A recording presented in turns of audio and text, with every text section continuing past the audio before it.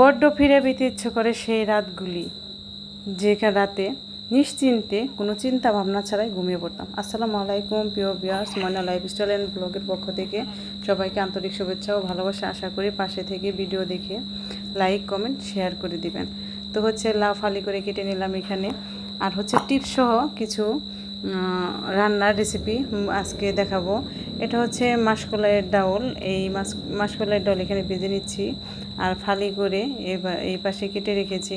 তো আজকের টিপসটা আগের দিনে মা চাচিরা বা সবাই বলতো মাসকলাইয়ের ডাল রান্না করলে নাকি অনেক ঘ্রাণ হতো বা সুস্বাদ হতো। এখন সে আগের মতো ঘ্রাণ হয় না, সেরকম স্বাদও হয় না। তো আজকে সেই টিপস সহ রান্নার রেসিপি নিয়ে আসলাম আপনাদের মাঝে আমি, ময়না লাইফস্টাইল ব্লগ।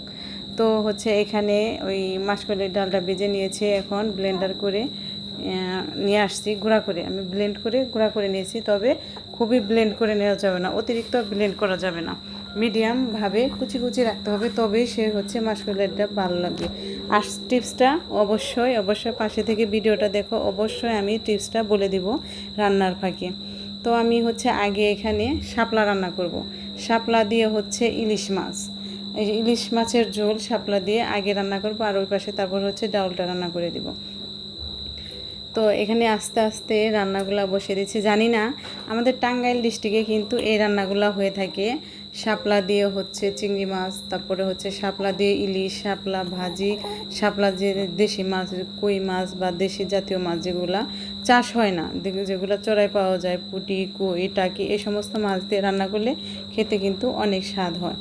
তো আমি এখানে আগে পেঁয়াজগুলা ভেজে নিচ্ছি। শাপলা রান্না করবো ইলিশ মাছ দিয়ে। তবে বিশ্বাস না হয় বন্ধুরা, শুধু একটা দিন শাপলা দিয়ে ট্রাই করে দেখো, অসম্ভব মজা লাগে। তবে আমার কাছে তো অনেক ভালোই লাগে, জানি না কার কাছে কেমন লাগবে। তবে আমাদের টাঙ্গাইল ডিস্ট্রিক্টে এভাবে রান্না করে সবাই খেয়ে থাকে। তো এখানে আগে পেঁয়াজগুলা বাদামি ভাবে একটু বাদাম আছে ভেজে নিলাম, তারপরে মরিচ ফালি করে দিয়ে একটু ভেজে নিচ্ছি। কারণ মরিচটা ভাজার কারণ এখানে মরিচটা একটা যে কাঁচা গন্ধ ভাব থাকে সেটা থাকবে না, হালকা একটু তেলে ভেজে নিচ্ছি। তারপর এখানে সব মশলা দিয়ে কষিয়ে নিব। কষিয়ে নিয়ে তারপরে সেইখানে ইলিশ মাছটা আমি দিয়ে কষিয়ে নিব।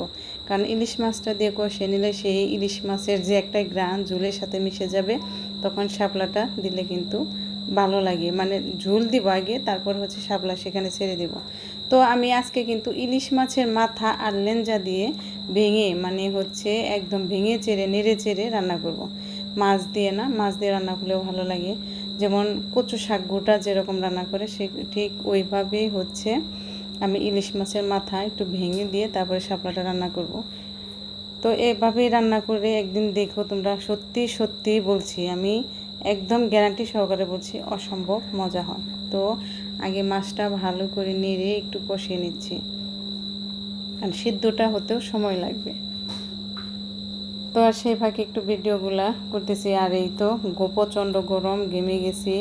আর আমি রান্নার চুলা বারান্দায় আনছি এই কারণেই, মানে আমার ছোট বাবু আছে, ওইটা আমার রান্নার রুম, ওই যে বারান্দায় দেখা যাচ্ছে।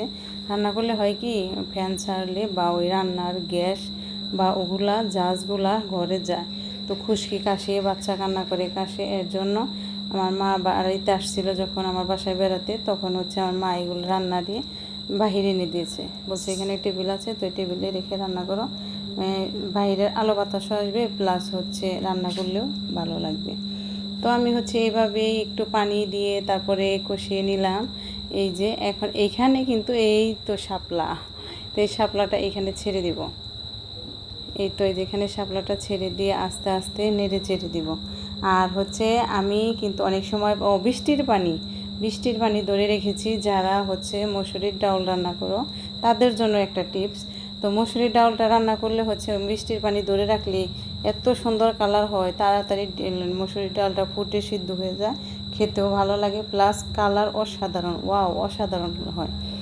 তো আমি যেটা বলতেছিলাম মাসকলাইয়ের ডালের কথা, তো সেই মাসকলাইয়ের ডালটা কিভাবে রান্না করলে সুস্বাদু হয় সেটাই এখন বলবো। এই তো হয়ে গেল আমার ইলিশ মাছের তরকারি। একদম যে মোটা মোটা যে শাপলাগুলো থাকে সেগুলো রান্না করলে ভালো হয়, একদম ডাটার মতো।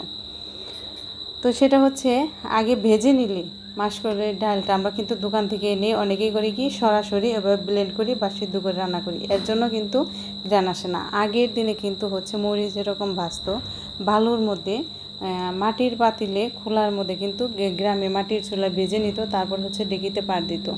এর জন্যই তখনকার ডালটা খেতে স্বাদ হতো। এর জন্য আমরা এখন কি করব, দোকান থেকে এনে মাসকলাইয়ের ডালটা আগে ভালো করে টেলে নিব, ফ্রাই প্যানে ভালো করে টেলে নিব। তারপরে হচ্ছে সেটা ব্লেন্ড করে নিলে, যেভাবে রান্না করি, লাউ দিয়ে রান্না করি আর হচ্ছে এমনি খালি রান্না করি বা মাছের মাথা দিয়ে রান্না করি, খেতে কিন্তু অনেক ভালো লাগবে। তো আমি হচ্ছে আগে সব মশলা দিয়ে লাউটা ভালো করে নেড়ে চেড়ে কষিয়ে নিয়েছি।